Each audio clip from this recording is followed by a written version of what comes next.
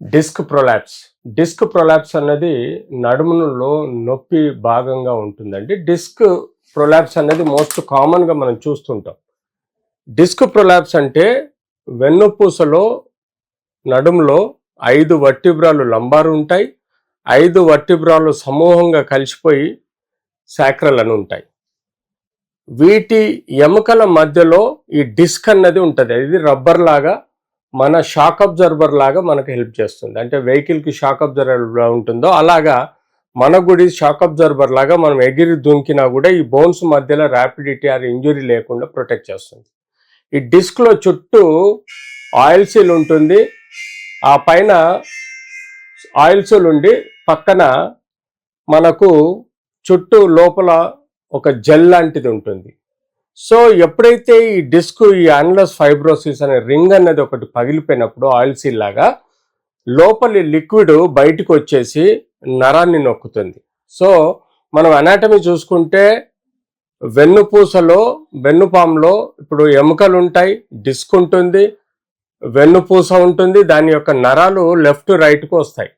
So ఎప్పుడైతే disc prolapse అవుతుందో, for example left side disc prolapse అయిందనుకోండి, ఈ డిస్క్ పగిలిపోయి వచ్చి ఈ నరాన్ని నొక్కుతుంది. ఈ నరాన్ని నొక్కటం వలన అటు సైడు కాలు లోపలికి నరం లాగడం, దాన్ని షియాటికా పెయిన్ అని అంటాం. సో డిస్క్ ప్రొలాప్స్ ఎన్నో కారణాల వలన, మనం ఎగిరి దుంకడం వలన కానీ, ఏమైనా యాక్సిడెంట్స్ వలన కానీ, లేకపోతే సడన్గా బెండ్ అవటం వలన కానీ, సడన్గా బరువులు ఎత్తటం వలన కానీ, జర్కులు రావటం వలన కానీ, డీజనరేటివ్ చేంజెస్ వలన కానీ, డిజీజ్ వలన కానీ ఈ డిస్క్ బస్ట్ అయ్యే అవకాశం ఉంటుంది. సో ఈ డిస్క్ బస్ట్ అవ్వగానే ఆ ఫైబ్రోసిస్ చుట్టూ ఉండే ఆయిల్ సీల్ లాంటి రింగ్లో నుంచి జెల్ వచ్చేసి ఈ నరాన్ని నొక్కుతుంది. ఇక్కడ చూడండి, ఈ జెల్ వచ్చేసి ఇక్కడ నరాన్ని నొక్కుతుంది. చూడండి, ఇది నరము, ఇది డిస్క్ అండి. ఈ డిస్క్ ఇక్కడ పగిలిపోయింది రెడ్ వచ్చే ప్లేస్లో, ఇది వచ్చేసి నరాన్ని నొక్కుతుంది. సో మనకు ఎప్పుడైతే నరాన్ని నొక్కుతుందో, ఆ నరం ఏదైతే ఎల్లో కలర్ది నరం అండి, ఆ నరాన్ని నొక్కుపోతుందో ఇక్కడ ఈ నరం అంతా ఇలా సాగుతూ ఉంటుంది. నరం నొక్కిపోతుందో అక్కడ నొప్పి వస్తుంది. సో దాన్ని మనము డిస్క్ ప్రొలాప్స్ అంటాం. సో ఇలా చూడండి మీరు, ఈ డిస్క్ పగిలిపోయి దీనిలో నుంచి ఒత్తిడి దీని మీద, ఈ నరం మీద, సో లెఫ్ట్ అయితే లెఫ్ట్, రైట్ అయితే రైట్, ఆర్ సెంట్రల్ అంటే మనకు మధ్యలో డిస్క్ పగిలిపోయి వెన్ను పూసని నొక్కినప్పుడు, కార్డ్ అంటాం, స్పైనల్ కార్డ్ నొక్కినప్పుడు సెంట్రల్ ప్రెషర్ వస్తుంది. అంటే నడుము చుట్టూ నొప్పి వచ్చేసి 2 కాళ్ళల్లో నొప్పి రావడం, తద్వారా మనకు ఈ సమస్యలు రావడం చూస్తాం. సో సమస్యలు రావడం చూద్దాం. సో ఇలా ఈ లెఫ్ట్ రైట్ నరాలు ఏవైతే ఉన్నాయో మీరు చూడండి,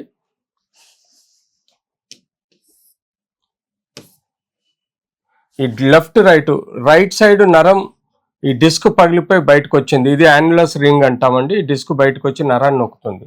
సో ఇలా మనకు నరం ఒత్తిడికి లోనైనప్పుడు ఇవి 4 స్టేజెస్లో ఉంటుంది. స్టేజ్ 1, 2, 3, 4.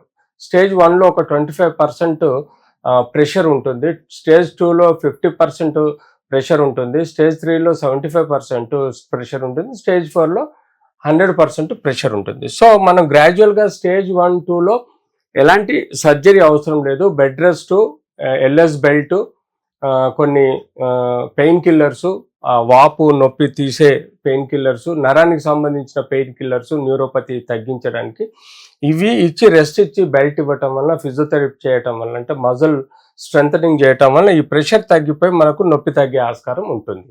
సో వీటిని ఎట్లా కన్ఫర్మ్ చేసుకోవాలి?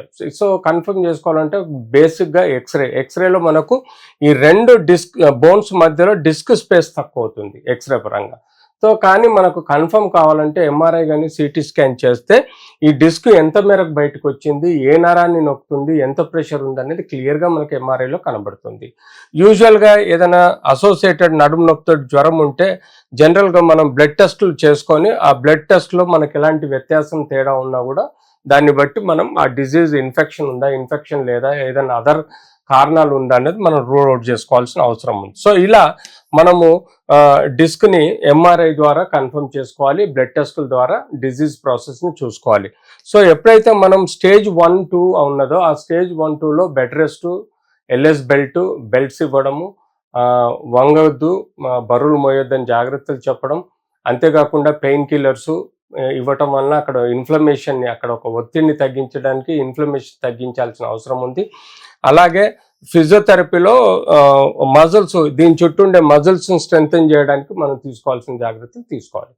సో స్టేజ్ 3లో మాత్రం ఇన్ కేసు 6 నెలల వరకు నొప్పి తగ్గలేదు, స్టేజ్ 3లో కానీ 4లో కానీ 6 నెలల వరకు నొప్పి తగ్గలేదు, న్యూరలాజికల్ వీక్నెస్ అంటే పక్షవాతం లాగా ప్రెషర్ పెరిగి కాళ్ళలో వీక్నెస్, మూత్రము కంట్రోల్ లేకపోవడం, ఇట్లాంటి ఏవైనా లక్షణాలు కనబడితే దాన్ని బట్టి మనం అర్థం చేసుకోవాల్సింది ఏంటంటే స్టేజ్ 3 స్టేజ్ 4లోకి వెళ్తున్నట్టు.